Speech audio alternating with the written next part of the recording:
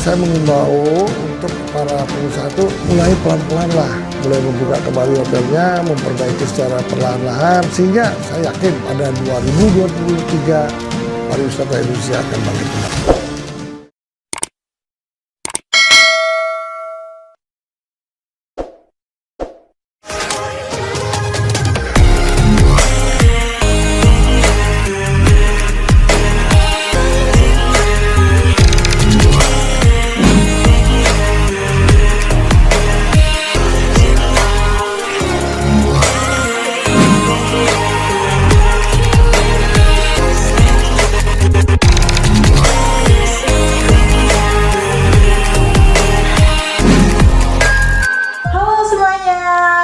Kembali lagi di channel Mr. Puisi. Nah, kali ini tentunya kita kembali lagi akan berbincang-bincang bersama Mr. Puisi. Nah, gimana kabarnya Mr. Puisi hari ini? Selalu happy. Selalu happy. Itu selalu happy teman-teman. Jadi teman-teman di rumah juga yang nonton harus selalu happy. Ya Mr. Puisi. Ya, benar. Nah, mungkin pertanyaan kali ini kita nggak jauh-jauh nih dari perannya Mr. Puisi serta gimana sih kesuksesan Mr. Puisi ngejalaninya kayak gitu. Jadi pertanyaan kita terkait pariwisata Mr. Puisi. Tapi kali ini pertanyaannya adalah terkait dengan perkembangan pariwisata setelah COVID-19 ini selesai kayak gitu. Gimana sih pendapat dari Mr. Puisi nih? Setelah COVID-19 pariwisata tuh udah mulai membaik kah atau mungkin masih kurang?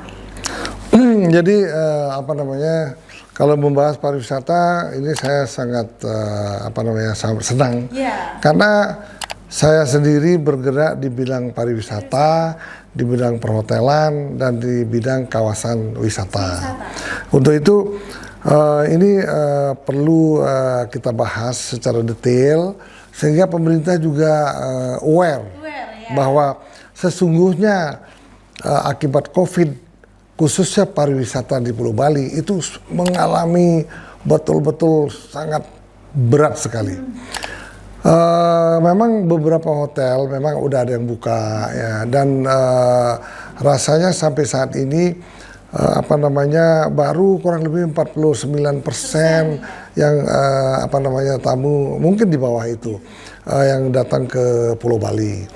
Dan yang paling sangat sulit keadaannya adalah sebagian besar hotel di Bali itu, khususnya di Ubud dan di Legian, belum dilakukan renovasi secara total. Karena 2 tahun sampai hampir 3 tahun tutup. Semua hotel itu dalam keadaan sangat sulit. Kemudian semua hotel juga mengalami kerusakan yang sangat berat. Nah, di samping itu yang paling sulit adalah hampir 75% perhotelan di Bali menggunakan pembangunannya menggunakan kredit bank. Ya, itu juga menjadi salah satu masalah. Coba bayangkan. Seperti di kawasan ada di Jimbaran, berdiri saat sebelum COVID. Itu Hotel Jumairah yang sangat mahal investasinya. Bagaimana mereka mengembalikan investasi sekian banyak, sedangkan selama 2 tahun belum buka. Harusnya sudah buka pada saat 2020. Sekarang pun baru buka. Coba bayangkan mengembalikan mengembalikan investasi itu. Nah, demikian juga hotel-hotel yang di Ubud ataupun di sekitar Pulau Bali ini banyak sekali masih yang rusak, belum bisa diperbaiki. Nah, akhirnya sekarang pada saat buka, bagaimana mereka bisa menjual dengan harga tinggi? Karena hotelnya tuh fasilitasnya nggak ada, hotelnya udah rusak, kotor dan lain-lain.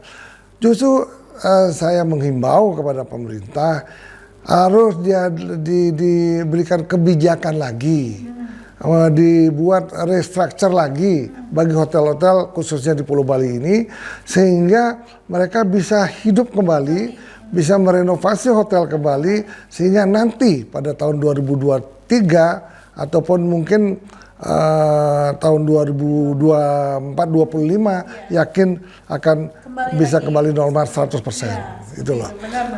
Jadi dampaknya ini sangat lama karena COVID ini kan hampir 2-3 tahun ya.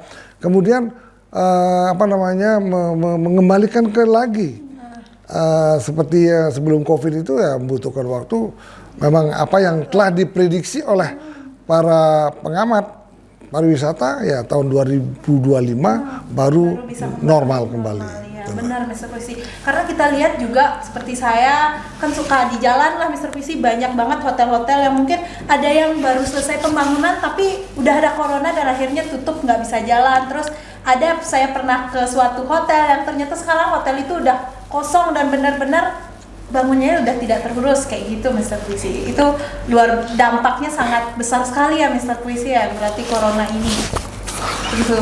Ya itulah artinya kita sekarang mulai waspada. Apa namanya setelah corona akan terjadi apa lagi? Iya. Kita harus waspada. Tetapi pengalaman kita bahwa janganlah membuat usaha di bidang yang sama seperti bidang pariwisata saja. Kita harus ada mengadakan inovasi, yang baru. Harus mengadakan diversifikasi untuk usaha-usaha yang lain. Ya untuk itulah kita mengimbau bahwa marilah kita bersama-sama meningkatkan lagi kewaspadaan kita terhadap musibah-musibah yang akan datang.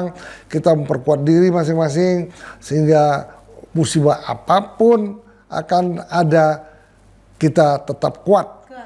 Justru kita akan menggunakan musibah itu menjadi peluang bisnis yang cukup besar gitu ya. Ya, benar banget. Benar banget sih Mr. Puisi. Dan itu juga adalah salah satu tips nih buat teman-teman di rumah tentunya yang nonton. Kalau kita berbisnis tentunya itu jangan hanya di satu gitu ya Mr. Puisi ya. Kalau pariwisata jangan pariwisata aja, tapi buatlah juga bisnis di luar itu. Jadi ketika nanti ada sesuatu yang terjadi yang kita nggak tahu, sama halnya kayak corona, kita nggak tahu kalau bakal ada corona kayak gitu ya Mr. Puisi ya. Kita udah punya plan yang lainnya gitu. Nah Mr. Puisi, berarti peran dari pemerintah juga sangat penting ya Mr. Puisi ya terkait dengan dampaknya COVID ini terhadap pariwisata di Indonesia Mr. Puisi. Ya yang paling penting pemerintah harus betul-betul apa namanya menghimbau kepada perbankan, janganlah apa namanya memberikan peraturan yang ketat sekali. Karena apa namanya COVID ini masih terasa, perkembangan pariwisata juga belum selesai, diperkirakan tahun 2025 baru bisa selesai. Untuk itu pemerintah harus membantu para pengusaha pariwisata untuk mengadakan atau restrukturisasi bidang perbankannya gitu. Ya. Benar. Nah, ini Mr. Puisi kan sudah lama terjun di pariwisata, kayak gitu nih Mr. Puisi. Berarti dampaknya itu luar biasa nggak di bidang Mr. Puisi sendiri nih, di bisnis Mr. Puisi sendiri, apakah dampaknya sebesar itu atau mungkin Mr. Puisi sebelumnya udah punya plan sehingga saat corona waktu itu Mr. Puisi bisa memilah? Dampaknya sangat besar, seperti kawasan wisata di Pecatu Indah Resort yang saya masih aktif untuk mengawasi wisata ini, sampai saat ini masih terasa. Masih terasa.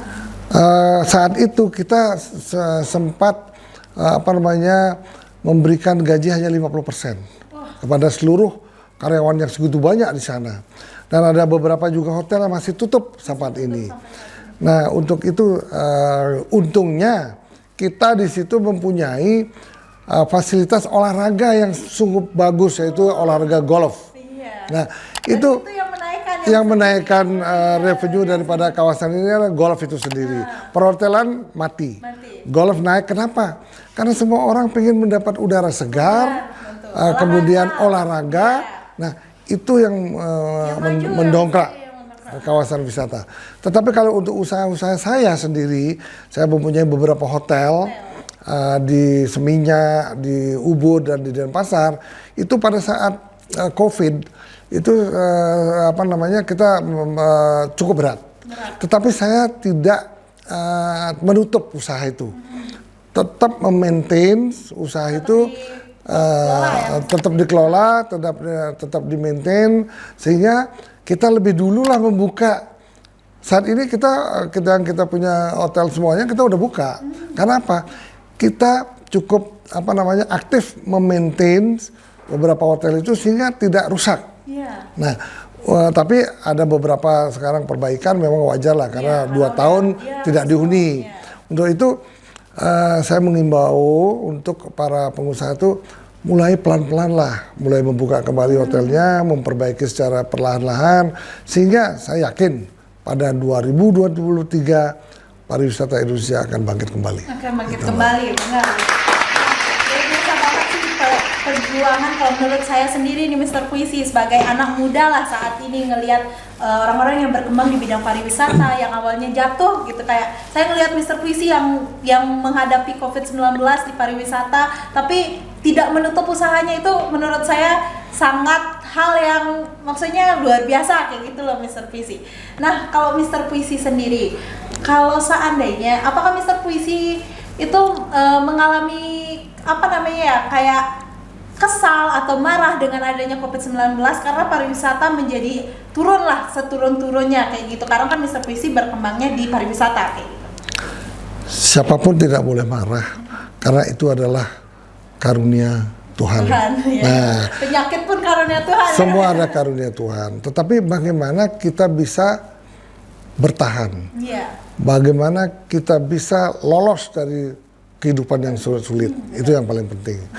Untuk itu berbahagialah sehingga kita selalu dalam keadaan sehat. Sehat, ya. Semoga ya semua harus sehat. Tentunya teman-teman di rumah juga semua harus dalam keadaan sehat.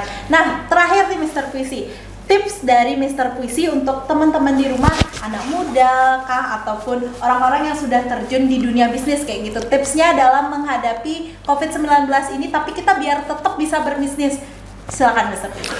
Tip-tip saya untuk bisa lebih survive, terutama bagi kaum milenial, itu kita harus banyak belajar melalui digital. Jadi kita harus mulai belajar mulai digital, kemudian juga harus banyak mencari informasi seluruh dunia. Perkembangan saat sekarang ini apa sih, gitu loh. Kenapa Elon Musk tuh bisa hebat? Kenapa? Karena dia menguasai teknologi dan digital di seluruh dunia. Itu loh. Udah sekarang kan terkenal malas membaca ya Mr. Puisi ya. Mereka lebih senang mendengar informasi dari orang-orang tapi malas untuk membaca informasi. Ya, saya rasa nanti untuk namanya newspaper apa yang lain-lain kita akan mati. Mungkin TV pun bisa akan mati. Karena udah ada HP sekarang. Apalagi sekarang Elon Musk itu pada saat mereka wawancara telekonferensi pada saat G20 itu, mereka bilang yang paling penting dunia ini adalah Indonesia harus mempercepat internetnya. Nah itu loh. Kenapa? Dia sendiri sekarang mempunyai internet yang belum sampai di Indonesia. Internet yang tercepat di dunia adalah Elon Musk yang memiliki teknologinya. Dia akan menaruh puluhan ribu satelit di seluruh seluruh negara.